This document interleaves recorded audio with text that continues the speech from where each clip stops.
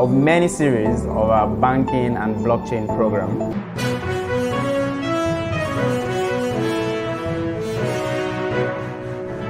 My name is Olubumi and I'll be your host. This series is proudly brought to you by CNETv and we'll be having it every Thursday, 1 p.m.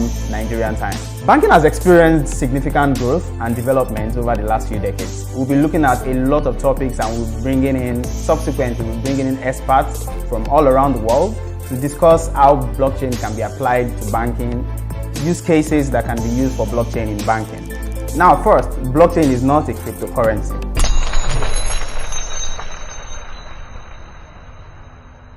Blockchain and Bitcoin are two different things. Blockchain is a technology, Bitcoin or every other cryptocurrencies are currencies, and these currencies are built on blockchain technology. Today we are going to be discussing more, we are going to be delving more into financial services. Why is blockchain not mainstream in Africa? Why are financial services companies and banks in Africa not using blockchain as much as we've spoken about the applications and the use cases? And here I have a very amazing person. When you hear about BTC King, that is the man, that's D. Duncan. But generally, what do you think the challenges are? Because it's expected that such a technology that carries such power and can give us such a huge solution to a lot of our problems is not mainstream yet, like it's not being used. So what are the challenges that you see to it being mainstream? Remove the fear, right? Lean into the technology from an understanding component. Really take time to sink your teeth, sink your mind and your spirit into it to understand, okay, how can blockchain technology help my local citizens in my banking community, in my city, in my town, in my state, and in my country? These are questions that we should ask.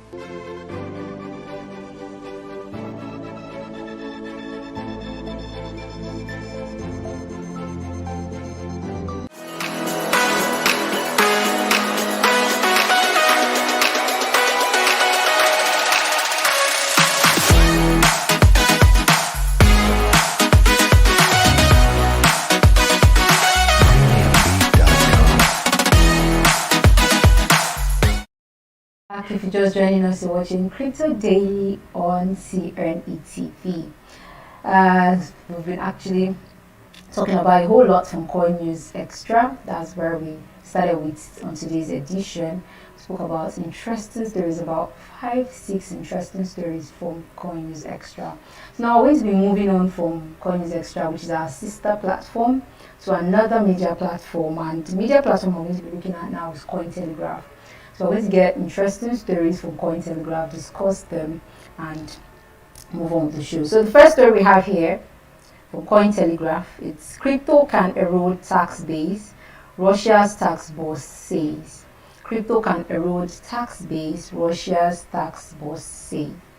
Okay, the Russian State Duma approved a bill on crypto taxation in early 2021, but the bill has yet to move any further.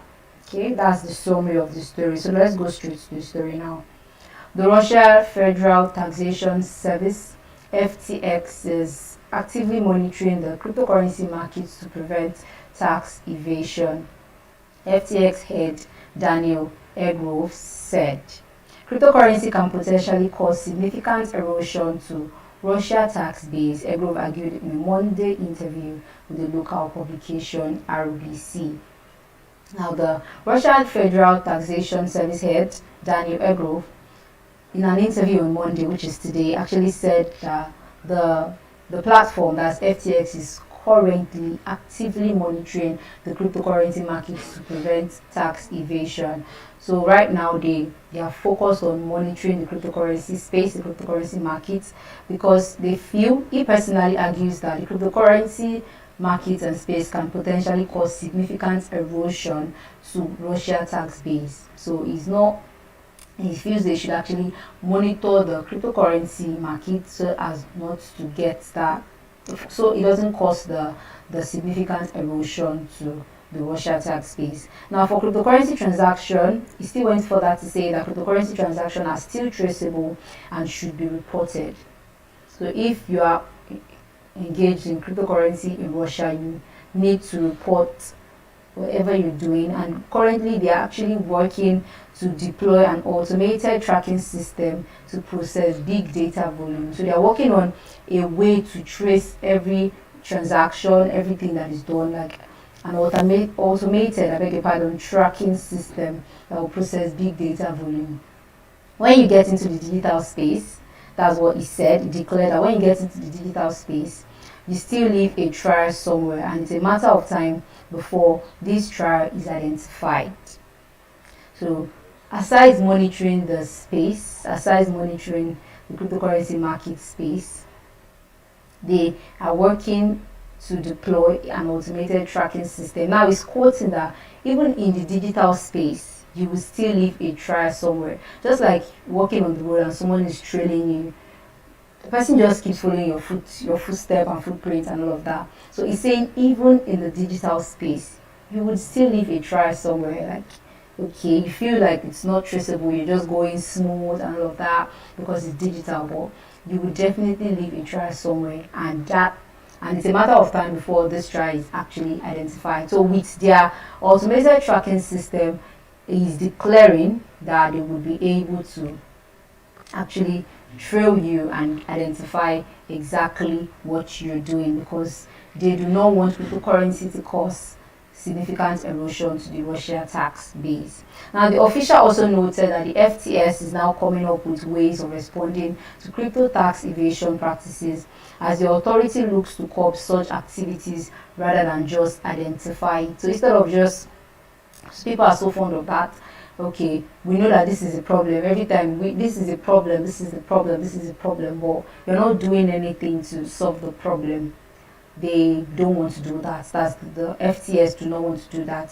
So they want to respond to this particular problem, which is the crypto tax evasion. They want to actually curb it instead of just identifying it. Okay, yes, we know that there's a crypto tax evasion going on right now in Russia. The next time we know there is a crypto tax, that's not what they want. They actually want to curb these activities. Okay, now in quote, we would like to find solution that shuts down a problem as a phenomenon rather than just identifying actions by a specific player. So instead of just calling out names of people carrying out these activities, they just want to figure out a way to shut down the problem completely. That's the idea. Instead of identifying people actually causing this particular problem, they just want to shut down the problem. That's actually a very good one. As humans, we should actually emulate this particular statement. Instead of trying to figure out or give blame or identify blame, okay, he caused this, she caused this, just shut down the problem, just solve the problem completely. Now, the Russia State Duma approved a bill on crypto taxation in the first reading of 2021 in February, requiring residents to report crypto transactions of a total amount exceeding $7,800 per year. In order to move forward with the second reading, lawmakers decided to assign a responsible committee in mid-October that would actually move on with this. But according to the founder of the Russia cryptocurrency event Blockchain Life, Russia crypto businesses could potentially generate as much as $4 billion worth of taxes per year. According to him, the local crypto community has so far demonstrated a complete failure to understand how to pay taxes on cryptocurrency. Someone is of the view that the entire crypto community in Russia has demonstrated a complete failure because they do not understand how to pay taxes in cryptocurrency or taxes on cryptocurrency. But altogether, with the FTX, with the government, with the crypto community, they are working on a way to solve the problem completely. Like the statements actually read, shut down the problem. Instead of identifying specific players, they want to shut down the problem, according to the head of the FTX. Okay, so that story, you can actually read that story from Cointelegraph. That's the first story we're taking from Cointelegraph. Still on Cointelegraph, we're going to be looking at another story right now. Now, this story is very interesting. Like, for me, it is interesting. SHIB Inu team issues scam alerts to SHIB investors. Now, there's a time we read a story whereby the people, the investors and the users of that particular platform had to notify the platform, that okay, this is what we are seeing, like they had to be the ones to notify the platform what was going on. But concerning this story, why I said it's interesting, SHIB is the one actually, the SHIB team are actually the ones notifying the users and the investors that currently an ongoing online scam is on, targeting the SHIB token investors. So they are alerting their users, alerting their investors that an online scam is going on. The proactive scam alert came in from a tweet. So they actually issued out a tweet detailing the various methods used to dupe unsuspected victims from the SHIB in your community. Now, the first, if you can actually look at your screen, it's quoted. The tweets they actually issued out is there. Stay alert and safe, SHIB Army. We have been made aware of recent scam traveling social media and other communication platforms. Here is a quick video to provide more information on the matter. And that was the tweet. So you could actually just watch the video. It was issued out yesterday. Yes, yesterday was 21. Just to be aware that there's actually an ongoing cryptocurrency scam relating to SHIB Inu Army. The one further stated a fake Shiba Telegram group is being shared across all social. So the scammers have actually created a Telegram group where they create fake accounts, they respond so that people would, oh wow, this stuff is really working. Lots of posts, lots of write up on that particular page, and then you feel like you're in a safe group. While SHIB Inu attracts aspiring crypto millionaires and billionaires, bad actors have ramped up efforts targeting unwary investors on social media platforms. And this brings me to the statement that was made at the AIBC Malta. A lady made a statement. She said, cybersecurity begins with you and I. Do not come up with a means to jeopardize someone else's effort, someone else's positive effort. Some people are out there innovating ideas to help solve so many problems, to help people, and then you are also on the other hand and out there trying to jeopardize what they've built, trying to disrupt this space, this system, because most countries are attributing all of the AML, that's the anti-money laundering, to cryptocurrency, all of the terrorism funding to cryptocurrency. So you are there just trying to dent the name of the space. So cybersecurity begins with you and I. We should try to do the positive things. We should try to do the good things. We should try to do the things that are actually best for every single person. So that story, you can actually read more on that story from Cointelegraph. The headline reads, SHIB Inu team issues scam alert to SHIB investors. That's the headline. So you can go on Cointelegraph and then you get more of that story. Now another story here, still on Cointelegraph. The headline reads, US Navy to pilot blockchain-based project to improve medical supply lines. US Navy to pilot blockchain-based project to improve medical supply lines. The United States military continues to explore blockchain technology to improve its process. So that's the United States military are involved in blockchain space, are involved in blockchain technology already, and they continue to improve, continue to explore so that it can actually improve their process and their strength and all of that. The US Navy has signed a $1.5 million contract with Consensus Network to develop a blockchain-enabled logistics system named HealthNet back in May. So this was what they did back in May. They developed a blockchain-enabled logistics system named HealthNet. The project was built on Internet of Things, as IoT, focused blockchain, IoTeX, is halfway complete. They announced it in May, but right now it's still under development, under construction and all of that. So they are saying that this HealthNet is halfway complete and they are counting the days for its pilot, which will be in early 2022. But no month has been speculated, just early 2022, probably the first quarter of 2022, the health net will be completed. According to the information shared with Cointelegraph, COINCESUS network aims to provide real-time monitoring and logistics for nearly 700,000 sailors and marines via the HealthNet platform. The developer picks the IOTEX blockchain to meet the security and scalability requirements of the Navy. Now, Nathan Miller, the CEO of Consensus Network, said the project is 50% complete and the US Navy is pleased with the progress so far. He added that the Navy would participate along with other partners who are interested in the blockchain power health net. So, this story is about the US Navy getting involved in blockchain, and it actually makes me want to say that this space is not restricted.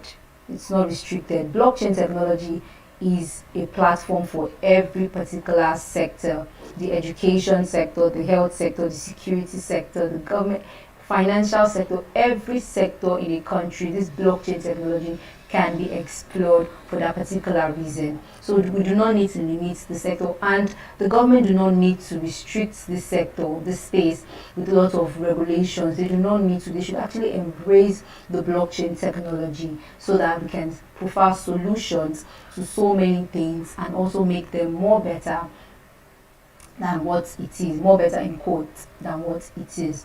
Okay, so looking at another story, then we'll conclude on this platform. Okay, looking at another story here. This story is on NFT. Animoca brand raises $5 million for NFT marketplace. So another fund has been done for NFT.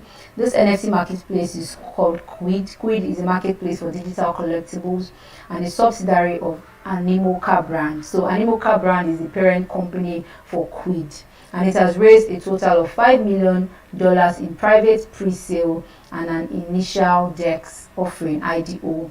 The token sale took place on Polkadot project incubator Polkastarter on November 18. The allotment of 2 million Quid tokens at a price of 0.25 cents per token sold out in under 1 hour, raising $500,000. So Animoca is raising fund for their new digital collectible marketplace Quid, so as to further expand their business and also further expand the NFT space.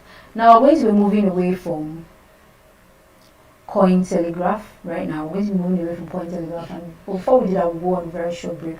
When we return, move on to another media platform. Please stay with us.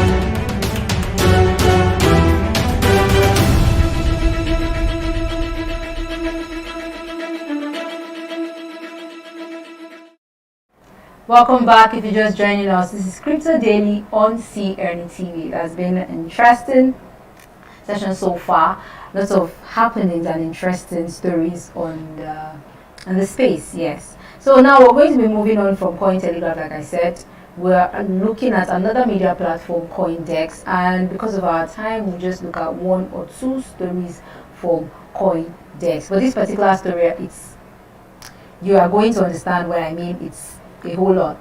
Okay, Morgan Stanley sees Facebook as best stock to gain exposure to the metaverse. Morgan Stanley sees Facebook as best stock to gain exposure to the metaverse.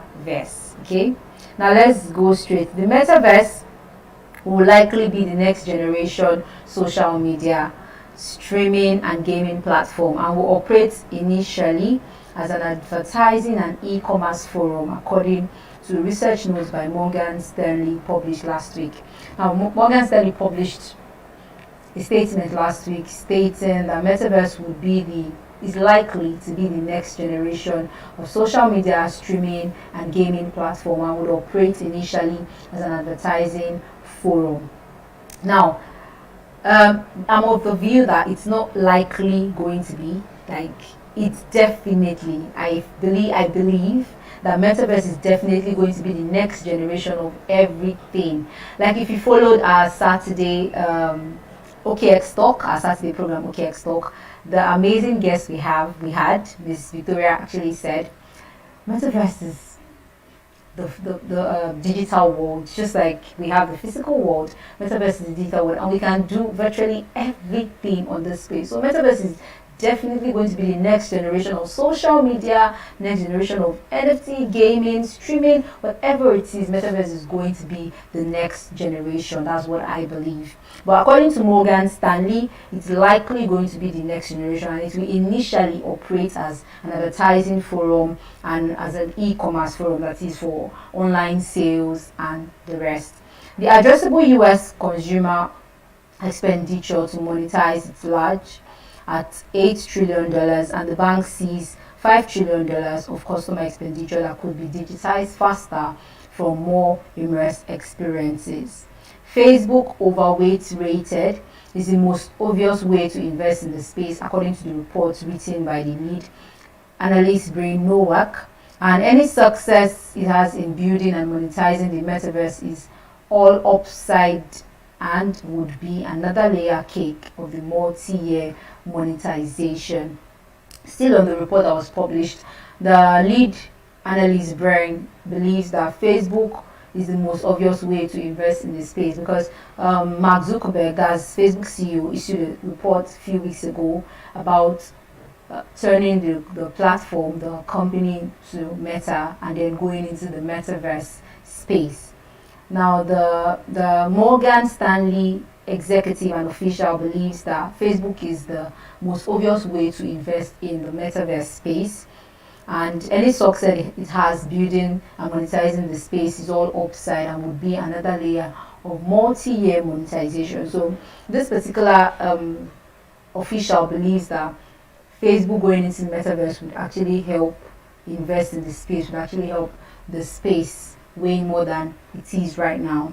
Nowak also said he favors the following companies with exposure to the metaverse team: Roblox overweight, Alphabet overweight, Snap overweight, and Utility Software equal weight. So these are the companies it actually favors with exposure when it comes to metaverse. Adoption of metaverse won't be easy and will take some time. That's what they have to say.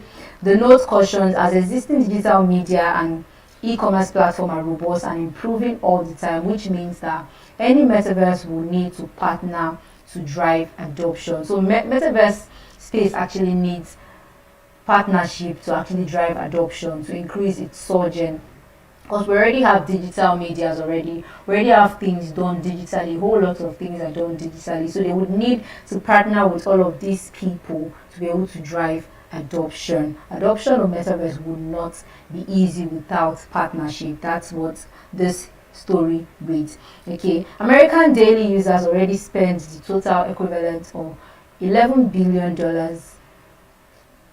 per year consuming digital media, which are seen as metaverse hour to capture, the report says. The metaverse has the potential to grow digital payment volumes, but Morgan Stanley sees the revenue opportunity as smaller and occurring over the longer term, as the challenge here is that the uncertain long-term regulatory environment around crypto creates more uncertainty about how large these monetization opportunities could be. So the report is also pointing out that the challenge the cryptocurrency space is actually facing right now would also tell on the metaverse space.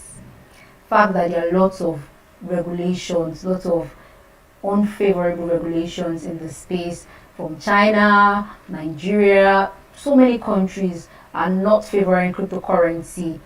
Because of all of this, it's going to tell on the metaverse space. Yes, the metaverse space has potential to grow, but with what we have right now, with the opportunities we have right now, they're actually smaller. The opportunities of accepting the blockchain technology, of accepting the cryptocurrency space, it will actually tell on the growth and the surging of the metaverse space. So, okay, let's just conclude with one more story, just briefly because of our time. This story here with French fintech Lydia taps beats Panda to let 5.5 million users trade cryptocurrency. So Australian crypto exchange Bitpanda has partnered with French mobile payments app Lydia to offer Lydia 5.5 million users to the ability to invest in digital assets. So Lydia is a mobile app, just like we have so many mobile apps, WhatsApp, Facebook. It's not a social media platform, but it's a mobile app. So many mobile apps, Play Store, like a whole lot of mobile app, the game app and all of that. Now, Bitpanda is going to be offering Lydia users the ability to invest in digital assets. So from the Lydia app, you can actually invest in digital assets. That's what the partnership wants to bring out. From Lydia app, you can actually invest in digital assets because of the partnership with Bitpanda. This announcement was made today by Bitpanda, and it's now fully integrated with the Lydia payments app, just like the e-naira situation in Nigeria, where you can actually just fund your e-naira and all of that from your bank app. That's just what is happening in your Lydia app. From your Lydia app, you can actually just get through to the Bitpanda and then access and buy your digital asset. So this is where we draw the curtain on today's edition. There's been lots of interesting stories from Coin News Extra, our sister platform, to Cointelegraph and also CoinDex. For more amazing content from this station, all you have to do is download our TV application from the Google Play Store or App Store. Also follow us on our social media handles at CNETv1 on Instagram, on Facebook, and also on Twitter. Thank you so much for watching. I am Maria Oga. Do enjoy the rest of your day.